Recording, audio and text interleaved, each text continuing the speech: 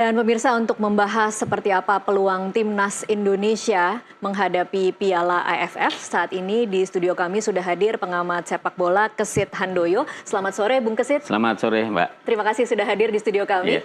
Dan juga bergabung melalui sambungan Zoom pemirsa manajer timnas Indonesia Sumarji. Selamat sore Pak Sumarji. Ya, selamat sore. Assalamualaikum. Waalaikumsalam warahmatullahi wabarakatuh. Pak Sumarji, saya ingin tahu bagaimana persiapan akhir timnas dan kapan timnas akan berangkat ke Yangon?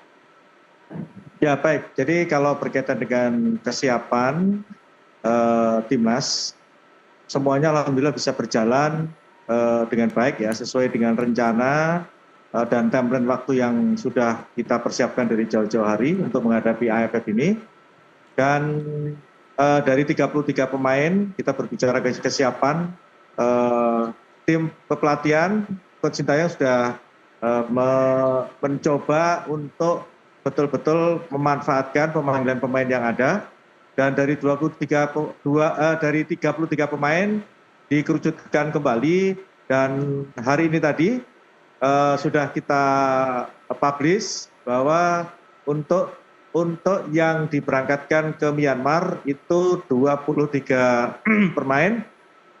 Di antaranya di situ juga ada Asnawi, dan tentu 23 pemain yang diberangkatkan ke Myanmar ini adalah skuad yang akan kita pergunakan untuk menghadapi game pertama tanggal 9 melawan Myanmar. Artinya berkaitan dengan soal kesiapan dan persiapan, semuanya sudah berjalan dengan baik sesuai dengan timeline yang ada, sesuai dengan schedule yang ada, dan alhamdulillah hari ini para pemain sudah terbang ke Myanmar, dan diperkirakan nanti kira-kira ini sudah sebentar lagi landing di Myanmar, dan besok akan langsung menjalani latihan perdana di Myanmar. Saya kira itu pembukanya. Baik, Pak Sumarji, kalau untuk Rafael Struijk seperti apa? Karena kami sempat mendapat dua informasi yang berbeda, apakah dia akan main kalau lolos semifinal atau akan main dari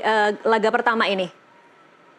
Ya baik, jadi kaitannya dengan Rafa, semalam Pak Ketua Umum menyampaikan kepada saya bahwa untuk Rafa yang tadinya itu akan bisa memperkuat kita gabung dengan timnas tanggal 17 Desember, tetapi dimajukan kembali atas permintaan Coach Sintayong, dan sudah direspon oleh Ketua Umum untuk bisa mendatangkan lebih cepat, dan alhamdulillah sudah bisa terkonfirmasi dari klubnya akan melepas Rafa di tanggal 8.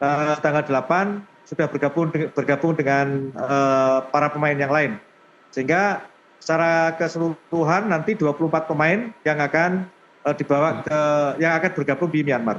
Oke, artinya di laga 9 Desember nanti Rafa akan langsung main ya Pak Sumarji?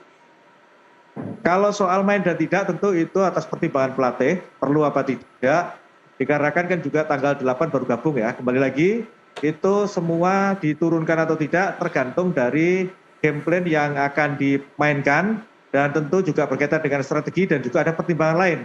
Karena kalau pemain baru datang, terus adaptasinya belum bagus, baik adaptasi secara fisik dan juga adaptasi berkaitan dengan lingkungan dan para pemain yang lain, tentu itu juga bagian daripada pertimbangan-pertimbangan yang harus dilakukan oleh pelatih. Sekali lagi, kalau berkaitan dengan soal diturunkan tidak, itu semua tergantung dari kebutuhan tim. Saya kira itu. Baik, Pak Sumarji, ada sebagian pihak yang menilai karena pemain-pemain yang diturunkan ini adalah pemain usia 22, Indonesia mungkin dinilai tidak terlalu serius di Piala AFF. Bagaimana tanggapan Anda?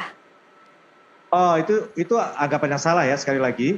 Anggapan yang salah. Jadi jangan melihat dari sisi anak mudanya, pemain muda yang kita turunkan, tetapi kembali lagi, walaupun ini pemain-pemain muda, tetapi adalah pemain-pemain yang memang sudah dipilih oleh Coach Sintayong dan diyakini, dan para pemain semuanya yakin dan percaya diri bahwa akan bisa bersaing dengan ketat dengan negara-negara lain. Mulai dari start pertama lawan Myanmar, Laos, lanjut Vietnam, Filipina.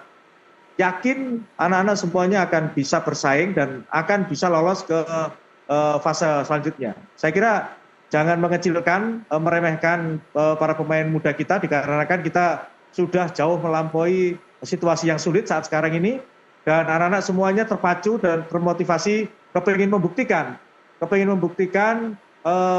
keraguan-raguan masyarakat kita untuk anak-anak muda kita insya Allah pasti akan bisa berbuat lebih baik dan bisa mengharumkan bangsa dan negara. Baik. Nah, itu harus yakin. Harus yakin. Oke, targetnya apa nih Pak Soemarji? Karena kalau kita dengar, kalau kita mendengar statement dari Pak Erik kan yang terbaik. Ini kan kemudian orang menafsirkan yang terbaik itu sejauh apa? Apa sebenarnya target dari tim ini? Ya, baik. Memang Pak Ketua Umum itu sudah menyampaikan diskusi dan juga memberikan instruksi kepada saya selaku Ketua BTN dan yang menangani langsung dan juga sebagai manajer di tim. Jadi memang kaitannya dengan target, kami sendiri di tim, saya dengan Coach Sintayong itu tentu punya target. Tidak mungkin tidak punya target. Target kita paling tidak kita bisa sampai dengan final ya. Paling tidak kita harus bisa final gitu. Maka ya namanya di tim itu kan nomor satu tuh target dulu. Kalau tidak ada target tentu anak-anak pasti akan lemes-lemes. Maka saya pun instruksikan kepada para pemain di awal kumpul semuanya harus ada target dan saya sudah sampaikan. Intinya apapun alasannya kita harus bisa bersaing dan kita harus bisa membuktikan bahwa kita bisa sampai pertama ini dari fase penyisian grup dulu, kita harus bisa lolos, selanjutnya nanti kita semifinal dan kita berupaya untuk bisa sampai final. Yang penting itu. Oke, baik. Saya ke Bung Kesit dulu. Bung Kesit, kalau Anda sendiri melihatnya target sampai final cukup realistis atau tidak dengan komposisi pemain yang seperti ini? Ya, Indonesia ini kalau kita bicara di AFF ya, di ASEAN lah, harusnya memang targetnya sampai final gitu ya. Bahkan kalau perlu juara kan begitu. Karena apa? Ya kalau kita lihat, walaupun Indonesia belum pernah tampil sebagai juara ya, kita 6 kali finalis, tapi selalu tampil sebagai runner up. Indonesia adalah negara yang sebenarnya dianggap kuat di kawasan ASEAN. Jadi kalau misalnya targetnya ke final, itu saya pikir wajar. Atau mudah, terlalu mudah? Atau enggak, saya pikir karena kita punya sejarah yang panjang di AFF ya. Tadi saya katakan 6 kali kita ke final, tapi kita tidak pernah juara. Jadi kalau Indonesia kemudian mentargetkan ke final itu wajar. Oke. Kalau catatan Anda dengan komposisi pemain-pemain yang ada saat ini? Iya, saya pikir ini challenge ya. Ini tantangan memang. Kalau kemudian masyarakat bertanya-tanya kenapa Indonesia tidak berani mentargetkan juara ya. Saya pikir memang sekarang posisinya sepertinya PSSI agak gampang gitu ya. Pertama karena tim nasional Indonesia kan pada saat ini memang sedang euforia. Kita lolos ke putaran ketiga kualifikasi Piala Dunia 2026 zona Asia. Pasti masyarakat kemudian kalau Indonesia tampil di Piala AFF harusnya bisa juara kan begitu. Tapi masalahnya kan bukan materi pemain yang sama. Iya, bukan pemain yang sama, bukan materi pemain senior, tapi under 22 ya. Jadi wajar kalau kemudian masyarakat bertanya-tanya, Indonesia tidak serius nih menjadikan Piala AFF gitu, mengikuti Piala AFF. Saya pikir itu lumrah ya. Tapi kalau kita lihat dari kemudian Indonesia mentargetkan ke final, saya pikir ya tidak ada kata tidak serius gitu, harus serius. Karena biar bagaimanapun, karena Indonesia belum pernah meraih juara, masyarakat sangat menantikan hasil sebagai juara. Jadi Piala AFF ini juga masih ditunggu-tunggu oleh masyarakat. Masih ditunggu-tunggu tetap karena Indonesia ini penasaran gitu. Apakah Indonesia ini memang dikutuk gitu dalam tanda kutip ya. Setiap kali ke final tidak pernah juara, selalu tampil runner up sehingga Piala AFF seperti sulit untuk bisa diraih. Tapi sekarang faktanya Indonesia bisa sampai ke putaran ketiga kualifikasi Piala Dunia. Jadi kan masyarakat kemudian kalau bisa masuk ke putaran ketiga aja bisa dilalui oleh Indonesia, kok Piala AFF tidak bisa sih meraih juara. Kan kira-kira seperti itu anggapannya yang sekarang ada. Oke, saya balik lagi ke Pak Soemarji. Pak Soemarji, kalau mental para pemain yang saat ini sudah dalam perjalanan menuju Myanmar, seperti apa Anda melihatnya? Ya, kita semua patut apresiasi atas upaya yang dilakukan oleh tim pelatih ya. Karena begini, di awal datang memang diutamakan kemarin saat TC adalah fisik dan mental. Nah perkembangannya saat sekarang ini berkaitan dengan mental para pemain itu sudah sangat luar biasa. Bahkan kemarin upaya-upaya di tim itu sendiri tanpa melibatkan pelatih pun juga sudah dilakukan. Artinya ada satu sesi yang mereka kumpul sendiri untuk menyamakan persepsi, untuk menyatukan hati, tekad, semangat, dan harapan. Sehingga itu juga bagian terpenting karena itu terbangunnya chemistry itu kan butuh waktu dan kebetulan kemarin waktunya mepet, tetapi gimana supaya cepat-cepat bisa chemistry itu ada gitu. Sehingga kemarin ketika sepulang kita uji coba lawan Bali, semua para pemain kumpul, menyatukan hati, menyatukan tekad dan semangat. Ya intinya satu, supaya mental para pemain lebih kuat. Karena yang akan kita hadapi mayoritas adalah pemain-pemain yang memang levelnya level senior gitu. Ya. Baik itu lawan Myanmar, lawan Laos dan seterusnya. Itu adalah pemain-pemain senior. Maka anak-anak pun juga sudah mempersiapkan itu mental itu dengan sebaik-baiknya. Yakinlah bahwa mental para pemain walaupun ini usianya 22 ke bawah, tapi harus yakin bahwa anak-anak kita sekarang perkembangannya jauh lebih baik dari yang dulu-dulu. Saya kira tidak perlu diragukan lagi berkaitan dengan mental juara para pemain. Itu aja. Baik, ini kan laga tandang ya Pak Soemarji, laga perdana. Kira-kira persiapannya seperti apa yang dilakukan oleh tim untuk menghadapi Myanmar? Baik, yang pertama mendasari dari tim analis yang sudah bekerja. Jadi saat sekarang ini adalah mematangkan dari strategi game plan yang akan dimainkan ketika nanti melawan Myanmar tanggal 9. Dan itu sudah dilakukan dengan baik. Tentu masih ada waktu besok Jumat, Sabtu, Minggu masih ada waktu. Dan nanti hari Senin sebelum pertandingan pasti juga akan khusus mempelajari berkaitan dengan taktikal. Sehingga kaitannya dengan apa yang akan dilakukan ketika melawan Myanmar, tim analis sudah bekerja dengan baik. Dan sudah disampaikan kepada para pemain lebih detail lagi 3 hari, 1, 2, 3 hari ke depan akan betul-betul dimatangkan kembali supaya para pemain bisa menjalankan sesuai dengan strategi yang memang tepat untuk menghadapi lawan Myanmar. Baik, Pak Soemarji, artinya cukup percaya diri ya Pak bahwa antar pemain itu cukup solid di tiap lini, karena kan kemarin kalau lihat di Bali United komentar STY kan masih agak kurang puas dengan startnya yang seperti itu, kemudian fisik para pemain yang kemudian dia rasa masih belum sebagus yang dia inginkan.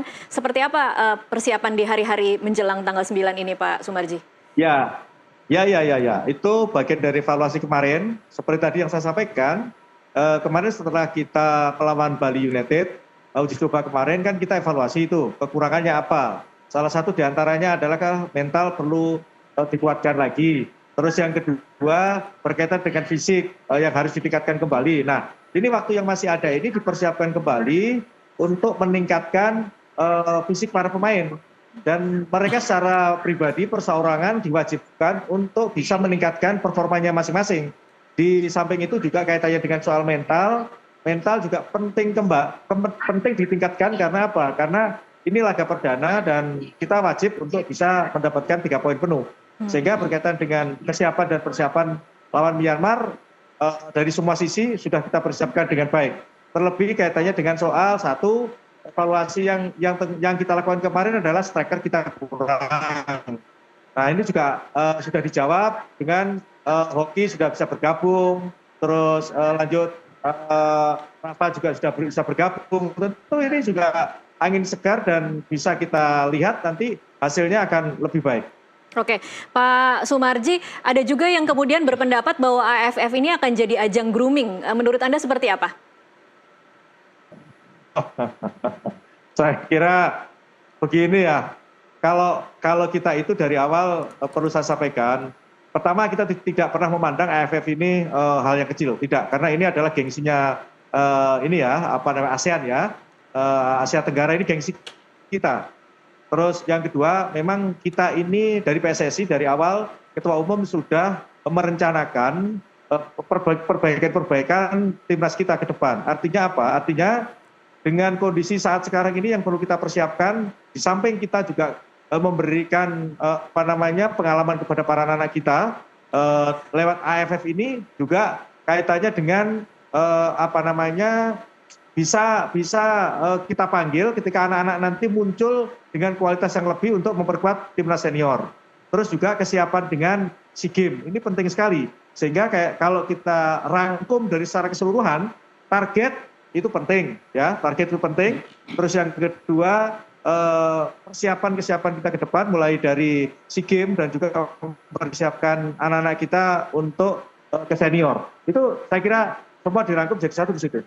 Oke, Pak, terakhir selanjutnya kan akan main di kandang ya di Stadion Manahan Solo. Seperti apa persiapan di Solo, terutama untuk soal rumput, Pak Sumarji? Oh, kalau kaitannya dengan kondisi rumput di Manahan, saya kira tidak ada masalah, ya, tidak ada masalah. Dan saya sudah mendapatkan laporan dari teman-teman yang memang membidangi dan menangani soal penyiapan venue ini. Sudah menyampaikan intinya bahwa di Manahan tidak jadi masalah berkaitan dengan soal kondisi rumput. Saya kira ini bukan sesuatu yang perlu kita ini perdebatkan, dan saya yakin bahwa kondisi di Manahan sangat baik dan mudah-mudahan nanti juga akan bisa membawa hasil yang baik. Oke, baik. Terima kasih Pak Sumarji untuk waktunya bersama kami di NTV Prime. Semoga hasil terbaik ya Pak Sumarji.